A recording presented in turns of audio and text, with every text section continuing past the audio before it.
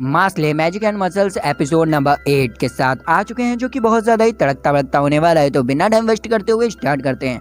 यहाँ पर एपिसोड के स्टार्ट में हमें वही मास्क मैन दिखाया जाता है, जो कि यहाँ पर मैग्मा मास्टर से उसका गोल्डन कॉइन छीनने के लिए आया होता है। तो यहाँ पर मैग्मा मास्टर जो होता है वो अपना डिफेंस के लिए अपनी पावर्स का इस पर यूज़ करता है, लेकिन वो जो मास्क मैन होता है वो आराम से खड़ा होता है जैसे कुछ हो ही नहीं रहा। और फिर अचानक से वो अपनी पावर्स का यूज़ करता है अपनी आँख चमकाते हुए, और फिर दूसरे पल में हमें दिखाया जाता है वो जो बंदा होता है वो दीवार में बुरी तरीके से धंसा होता है, और यहाँ पर वो बंदा उसकी बेइज्जती करते हुए उसका गोल्डन कॉइन लेके यहाँ से चला जाता है। और फिर हमें नेक्स्ट सीन दिखाई जाती है मॉर्निंग की, जहाँ पर हमें दिखाया जाता है मास्ले को, जो कि यहाँ पर अपने क्रीम पफ बना रहा होता है। यहाँ पर मास्ले को सिर्फ भैया एक ही अच्छा काम आता है, तो वो क्रीम पफ बना रहा होता है। और यहाँ पर जो हमारा लेंस होता है वो उससे कह रहा होता है कि मैजिकल लूपस के जो लोग होते हैं वो बहुत ज़्यादा ही पावरफुल और टैलेंटेड होते हैं, इसलिए हम उन पर डायरेक्ट हमला नहीं कर सकते हैं। और वैसे भी जो स्कूल के अथॉरिटीज़ हैं उन्होंने हम लोगों के जो डोम्स हैं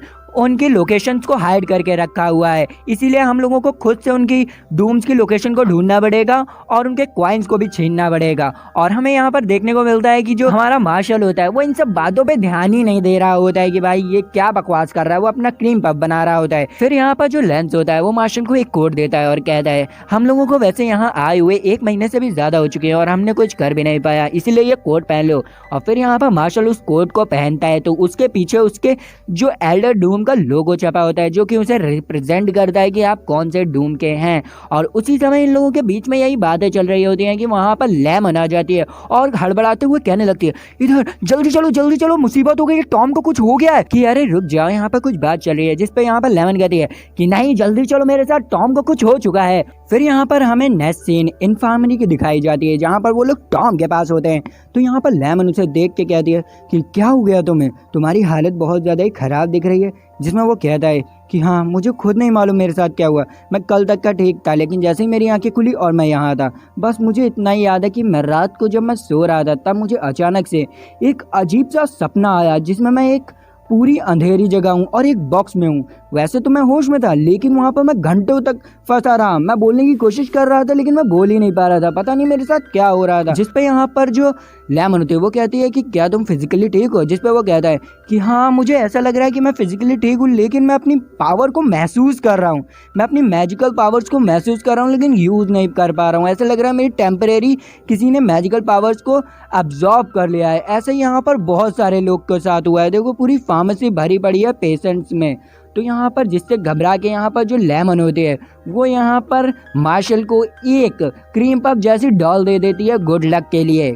और यहाँ पर लेमन उससे ये भी कहते हैं कि इसे हमेशा अपने पास रखना, कि ताकि कोई मुसीबत ना आए तुम पे, और प्लीज़ ऐसा कोई काम ना करना जिसमें बहुत ज़्यादा ही रिस्क हो। जिस पे यहाँ पर मार्शल को तो कुछ समझ नहीं आ रहा होता है, लेकिन वो कह देता है ठीक है मैं ऐसा नहीं करूँगी, जिस करूँगा यार, मतलब समझो। और यहाँ पर जो हमारी लेमन होती है वो बच्चों जैसी हरकतें करने लगती है। और फिर नेक्स्ट सीन यहाँ पर शिफ्ट होती है रात की, जहाँ पर लेंस और मार्शल पूरे स्कूल में टहल रहे होते हैं। और यहाँ पर लेंस कहता है कि मुझे लगता है ये जो कांड हो रहा है इसके पीछे मैजिकल लूपसी का हाथ है, और वो लोग सीधे तुम्हें ही टारगेट बनाएंगे, इसीलिए तुम्हें सतर्क रहना चाहिए। और यहाँ पर मार्शल कहता है कि हमें इस तरह पूरे घंटे भर इस स्कूल में टहलना पड़ेगा। और उसी समय यहाँ पर जो लेंस होता है वो यहाँ पर डॉट और फिन को देख के कहता है क्या तुम बेवकूफ़ यहाँ पर हो। जिस पे यहाँ पर वो दोनों कहते हैं अरे यार मुझे अकेले रहने में बहुत ज़्यादा ही डर लग रहा था, और वैसे अगर उन लोगों ने मुझे पकड़ लिया भाई मैं तो माफ़ी मांग लूंगा कि मुझे माफ़ कर दो यार, छोड़ दो। जिस पे यहाँ पर मार्शल कहता है कि मुझे इनके लिए बुरा लग रहा है, इन्हें रख लिया जाए। फिर अचानक से क्या होता है, डॉट को लेमन कहीं जाती हुई दिखती है। तो जिस पे वो जाते हुए अपनी मतवाली चाल में कहने जा रहा होता है कि लेमन तुम कहाँ जा रहे हो, लेकिन यहाँ पर लेंस को कुछ गलत लगता है कि कुछ तो गड़बड़ है, तो वो उसका मुंह बंद कर लेता है और कहता है शांत रहो कुछ गड़बड़ है। और वो अचानक से छुप जाते हैं और लेमन यहाँ पर अचानक से अजीब सी हरकतें करने लगती है, और हमें पता चलता है कि वो पूरी की पूरी एक पपेट में बदल चुकी है, जिसे देख के यहाँ पर फिन की तो बैंड बज चुकी होती है कि ये क्या हो गया। और फिर यहाँ पर क्या होता है, लेमन आगे बढ़ जाते हैं और फिर वो लोग मिल के सब लोग लेमन का पीछा करने लगते हैं कि आखिर लेमन जा कहाँ रही है और स्पेल आखिर किसने कास्ट किया। और पीछा करते करते वो एक डेड एंड पे पहुंच जाते हैं, जहाँ पर वो लोग फुल कंफ्यूज होते हैं कि आखिर यार ये गई कहाँ। और अचानक से फिन को कुछ वुड की आवाज आने लगती है और वो कहता है क्या तुम लोगों ने ये चीज सुनी, जिसपे यहाँ पर किसी को कुछ सुनाई नहीं देता। और यहाँ पर डॉट अपनी बकलोली पे ले होता है, तो यहाँ पर लेंस कहता है यहाँ पर मैजिक कास्ट किया गया है और वो अपनी मैजिक की सड़ी से जादू करता है और यहाँ पर एक दरवाजा अपीयर हो जाता है, जिसे देख के वो लोग बहुत ज्यादा चौंक जाते हैं। कहते क्या यहाँ पर एक दरवाजा है, हम लोगों ने ये ढूंढ लिया। और फिर वो कहते हैं कि आखिर हम लोगों को ये दरवाजा खोलना कैसे पड़ेगा, जिस पे यहाँ पर डॉट अपनी मैजिकल पावर का यूज करते हुए वहाँ पर एक्सप्लोजन कर देता है, लेकिन उससे कुछ भी फर्क नहीं पड़ रहा होता। तो हमारा जो मार्शल होता है वो थोड़ी सी यार जितना दिमाग है वो लगाता है और एक स्टैचू उठाता है जो होता है वॉरियर का, वो उठाता है और वहीं पर गेट के पास रख के एक पुली बना देता है और अपने पैर की पावर का इतना जोर यूज करता है कि वो दरवाजा उखड़ के पूरे स्कूल के बाहर ही चला जाता है, जिसे देख के वो बहुत ज्यादा ही वो लोग चौंक जाते हैं। कहते हैं वाह बंदे ने क्या दिमाग लगाया। यहाँ पर मार्शल गेट के अंदर जाते हुए उस डॉल को निकालता है और अपने सीने पे लगाते हुए कहता है कि मुझे माफ करना लेमन, क्योंकि लेमन ने उससे कहा था कि कोई रिस्क वाला काम नहीं करना, फिर भी वो ये चीज करता है। और यहाँ पर वो लोग सोच रहे होते हैं कि ये लगता है कोई सीक्रेट बेस है, लेकिन जैसे ही अंदर जाते हैं तो वहाँ पर एक बैटल फील्ड होता है, जिसे देख के वो लोग बहुत ज्यादा चौंक जाते हैं कि क्या यहाँ पर एक बैटल फील्ड भी है। तभी वहाँ पर एक बंदा अपियर होता है और कहता है कि जो अभी के टीचर्स हैं उसे इस सब के बारे में नहीं मालूम होगा, लेकिन ये एंशिएंट फील्ड है जो कि बहुत पुराने जमाने से चला आ रहा है यहाँ पर। जिसमें यहाँ पर लेंस कहता है अच्छा तुम मैजिकल लूपस के हो ना, जिसपे वो कहता है नहीं मैं तो सिर्फ थर्ड फैंग की रिक्वेस्ट पे तुम लोगों को यहाँ रोकने आया हूँ।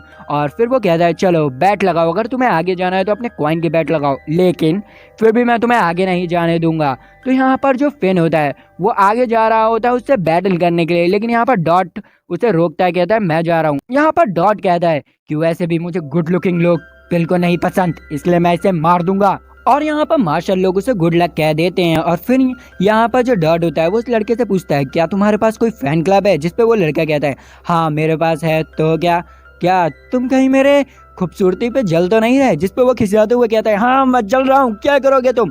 जिसपे वो कहता है कि मुझे लगा था ना तुम्हारे पास दिमाग है ना अच्छा चेहरा, और मुझे तो ऐसा लगता ही नहीं है कि तुम मुझे हरा पाओगे। और फिर वो ये कह के अपने मैजिक को कास्ट करने लगता है। और फिर नेक्स्ट सीन में दिखाई जाती है ब्यूरो ऑफ मैजिक की, जहाँ पर हायर अथॉरिटीज बैठ के काम करते हैं।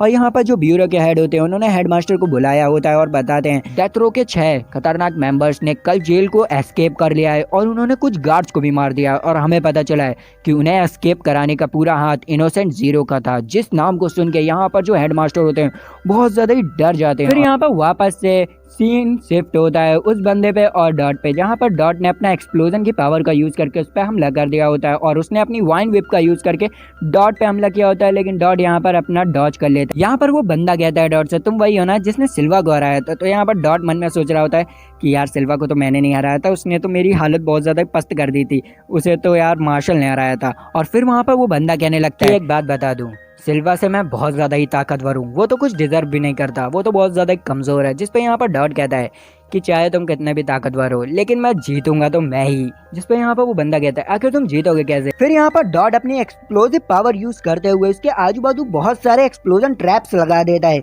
और फिर उससे कहता है कि इधर सुनो, ये जो मैजिक है ये बहुत ज्यादा ही खतरनाक मैजिक है, अगर तुम इन मार्क के ऊपर पैर रखते हो तो 5 गुना ज्यादा ही एक्सप्लोजन होगा, जिसकी वजह से तुम्हारे चित्रे उड़ जाएंगे। और ये सुनते हुए वो बंदा सोचने लगता है कि आखिर डॉट करना क्या चाहता है, वो मुझे इन मार्क के ऊपर लाएगा कैसे जबकि मैं यहाँ से हिलने ही नहीं वाला।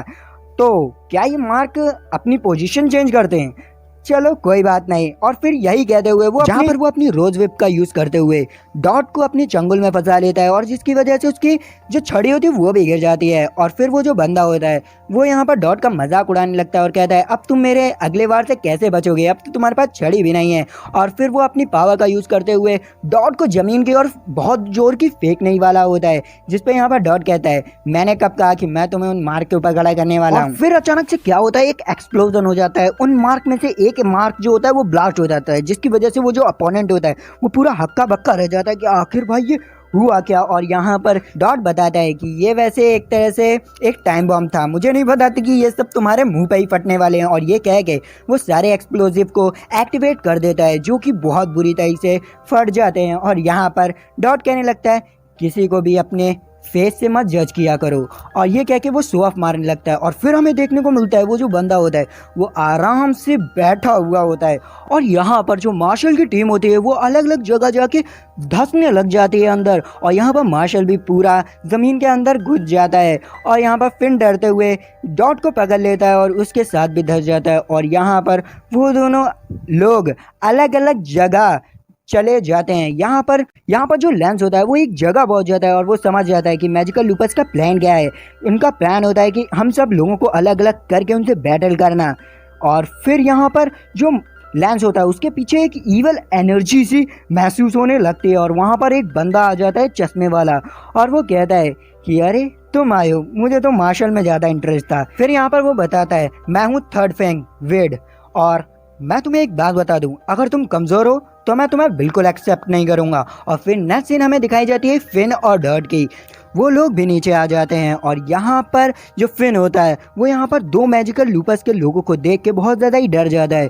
और वो दोनों में से एक जो लड़की होती है उसका नाम होता है लव क्यूट और वो होती है फिफ्थ फैंग। और जो लड़का होता है उसका नाम होता है लोकस जीनियस। शायद मैं थोड़ा गलत कह रहा हूँ लेकिन वो फोर्थ फैंग होता है।